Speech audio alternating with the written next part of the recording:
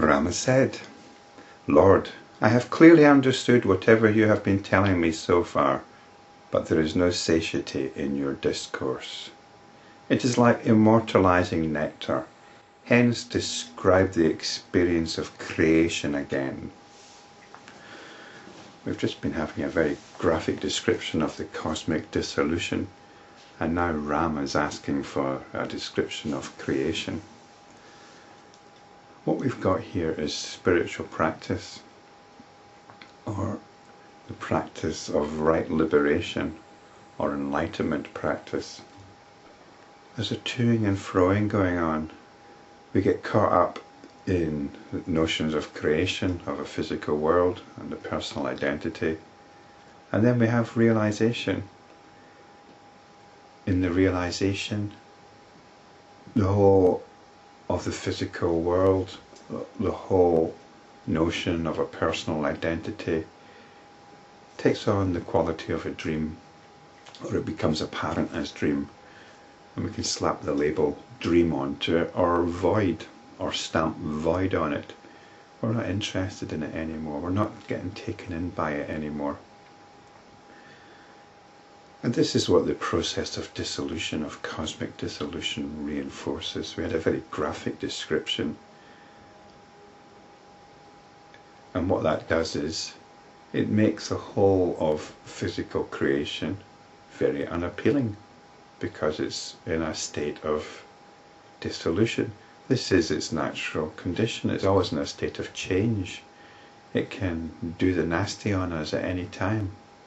So let's not identify with that. And now we come back to creation, and this is when we start identifying with it again. Vasistha continued. During what is known as the cosmic dissolution, whatever appears to exist now is dissolved. What remains is the eternal. It is beyond description. This is what we come back to in our spiritual practice, our enlightenment practice. In comparison with a mustard seed, the Meru mountain is immense.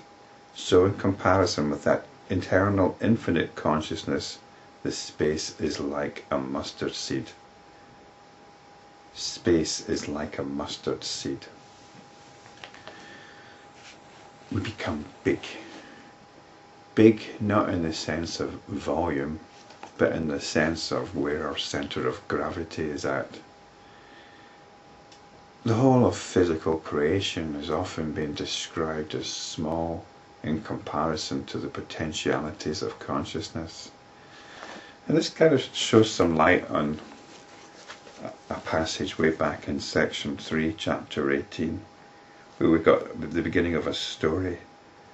And the whole of creation was described as a dilapidated shrine covered with a blue dome in a corner of the mind of the Creator.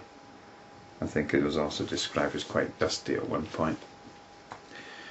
But this is the point. All the stuff that we involve ourselves with, all the stuff which takes up our attention, is such a small part of the picture.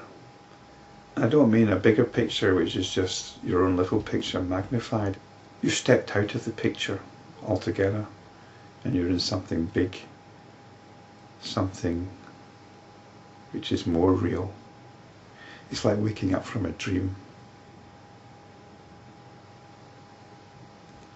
You wake up from a dream, and no matter what you're experiencing in the dream, it all seems to shrink down to nothing, to the point that you even forget about it, no matter how intense it was at the time.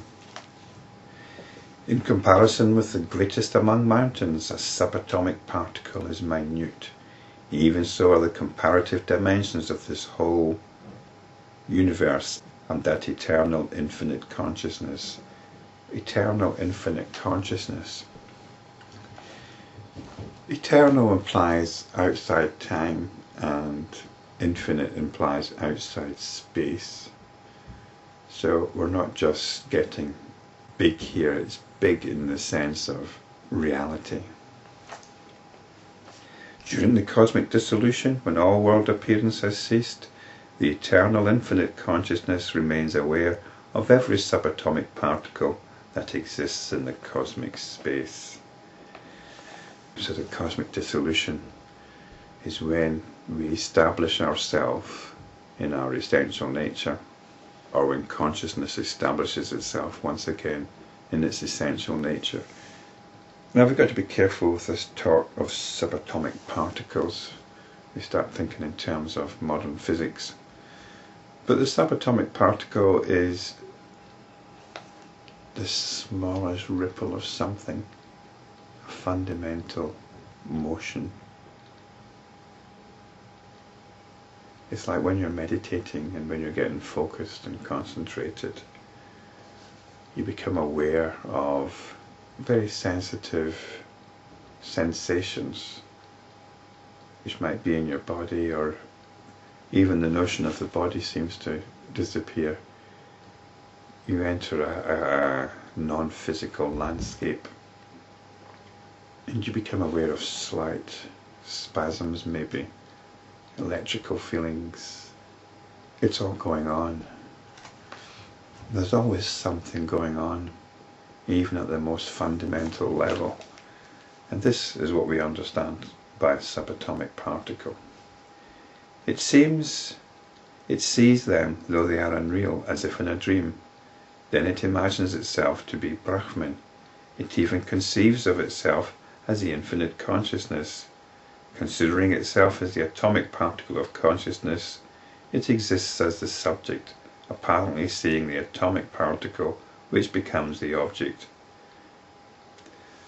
This is consciousness doing what is fundamental to it, and that is to identify with it.